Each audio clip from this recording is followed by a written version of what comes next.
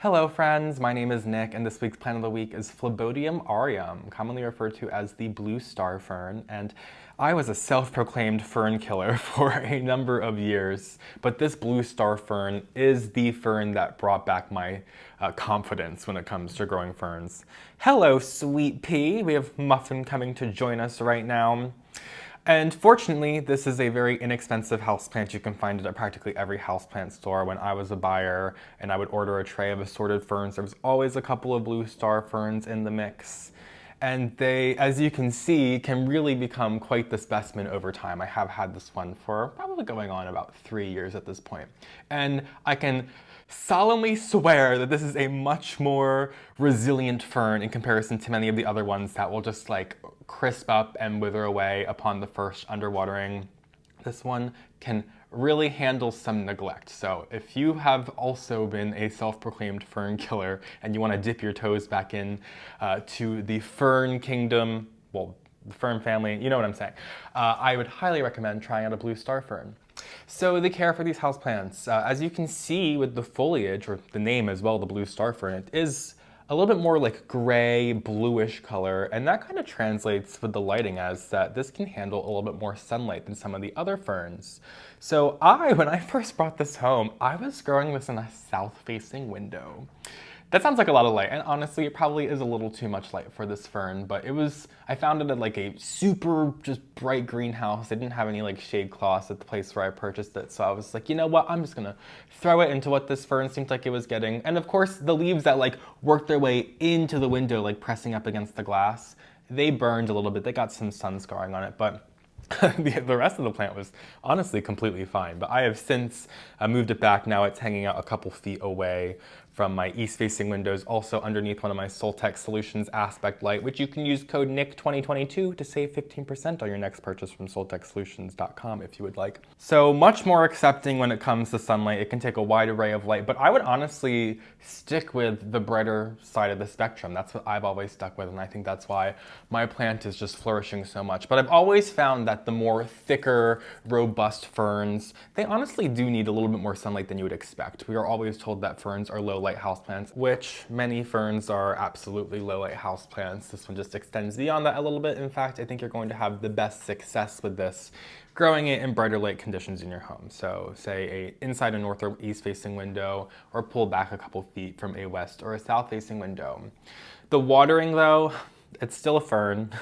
You still have to keep this moist and water it regularly. I just go around with the watering can in my home, usually about like once every 7 days or so, give everything a good watering, but I do give this fern right here a little bit of an extra heavy-handed watering, just knowing that, you know, it's a fern. I was kind of mentioning earlier, this is not a fern that's going to just like crisp up and turn brown. If you've ever grown like a Boston fern or a maidenhair fern and you forgot to water it for like 2 days and then you come back and it's just completely crisped up and it doesn't recover. This is not that type of fern, at least in my experience. That has never happened. It can withstand a little bit more drought. I've had a couple leaves like turn brown, but just like a couple like the older leaves that were like really taking a hit for the plant that was trying to, you know, conserve its moisture. So definitely not the same temperament as some of those other ferns. So that's at least something it has going for it. But keeping it inside a glazed ceramic planter is always going to hold on to the moisture and not really amending the soil with anything. I'll usually just use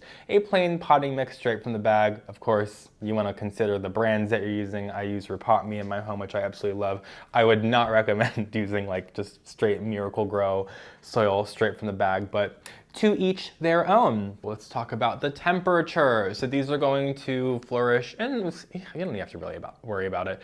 Standard household temperature from like 50 to 80 degrees. You're not gonna have any issues within that ballpark, which I think you're probably gonna be sticking with. With the humidity, so these are definitely, as I said 10 times now, what's the count? Resilient.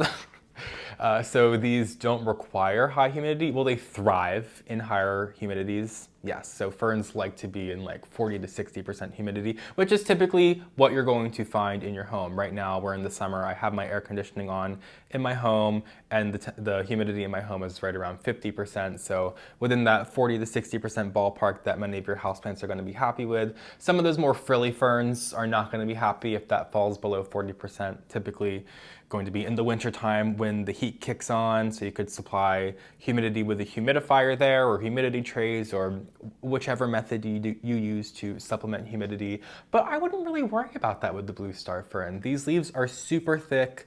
I'd say this is similar to like a staghorn fern in care, which it's much more resilient. These thick leaves are not fooling around. They have learned to take a beating, so would I consider the humidity? Yes, 100%. But at this point, after this has been acclimated to my home for a couple of years now, it's the least of my worries. I have never personally propagated a fern like this. I know you can propagate ferns from like spores, but I think that's like for the lab at the greenhouse and stuff like that. But you can also, I think, propagate these by division. There is like a couple of like little like legs here. It's very similar to like a rabbit's foot fern, but a little bit thicker and, in my opinion, a little scarier. I know some people are freaked out by rabbit's foot ferns, but they don't seem to really notice the terror that lies within the blue star fern. So the species name aureum, I think means like golden yellow, if you think like a Phlebodium aureum, the golden pothos. So inside the base of the planter here, or the plant, there is these like yellow golden kind of just like creepy crawlies that are just like very thick and look like fungusy and like arachnidy. It is definitely creepy. Definitely more freaky than a rabbit's foot fern, in my opinion, but it's a plant, so it's not really that scary.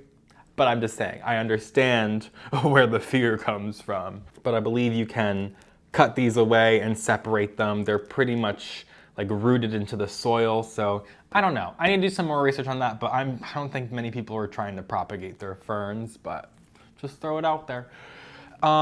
These are pet friendly. Ferns across the board are pet friendly, so if you do have any nippy animals in your home, you don't have to worry twice about ferns. But what I also love about ferns, even though I do have this one growing in a planter right here, these are epiphytic houseplants, which means they kind of grow like symbiotically in nature on other plants. So you're often going to find like ferns growing on trees, not necessarily in the ground, although you can also find them in the ground.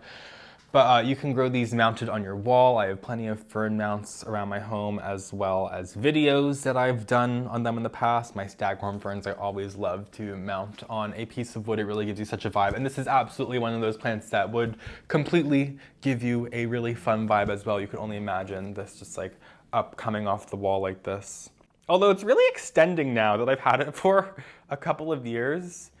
I had to move the camera frame up for this one. It's a little tall, and it's still continuously getting taller and taller, but I think that's pretty much it, except for the fertilizing, which it's a fern, so it's pretty straightforward. You can just use a standard houseplant fertilizer once a month in the growing season. Always cut the recommended amount in half, just because you don't want to overfeed your plants. That will often cause them to get like yellow and brown burnt tips on their leaves, which is not sexy.